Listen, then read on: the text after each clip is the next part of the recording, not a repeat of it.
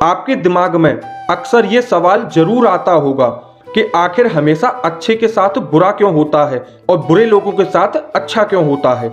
अगर कोई बेईमानी करता है और लोगों का गलत करता है और गलत सोचता है तब भी उसकी तरक्की होती है, वहीं सबके साथ अच्छा करने वाले और भला सोचने वाले के साथ हमेशा बुरा ही होता है। ये एक ऐसा प्रश्न है जो हर किसी के दिल में आता है। तो आज हम आपको एक कहानी के माध्यम से इन सभी प्रश्नों का उत्तर देंगे। तो नमस्कार और स्वागत है आपका थैंक्स हिंदुस्तान में एक बार फिर से। वीडियो के अंत तक बने रहिएगा।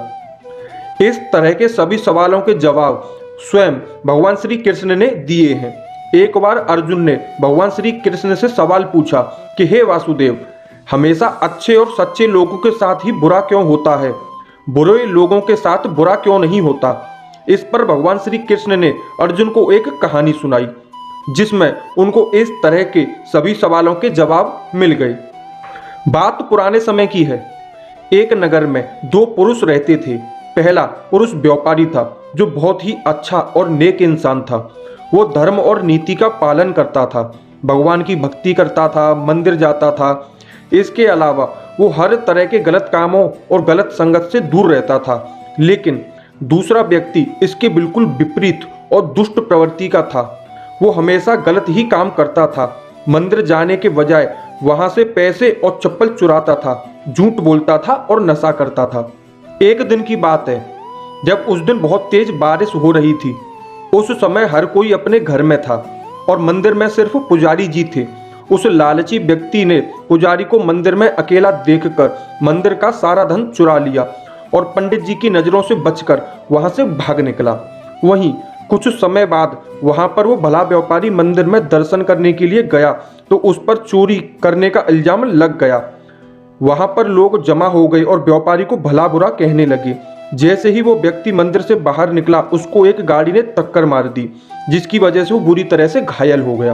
वापसी में जब व्यापारी अपने घर जा रहा था तो उसे वही दुष्ट व्यक्ति मिला।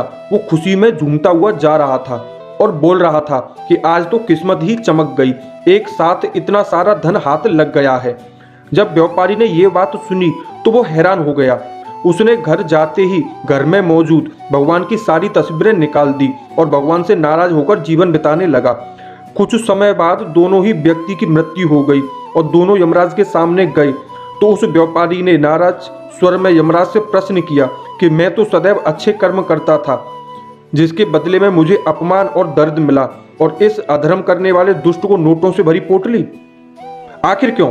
व्यापारी के सवाल पर यमराज जी बोले, जिस दिन तुम्हारे साथ दुर्घटना घटी थी वो तुम्हारी जिंदगी का आखिरी दिन था, लेकिन तुम्हारे अच्छे कर्मों की वजह से तुम्हारी मृत्यु एक छोटी सी चोट में बदल गई।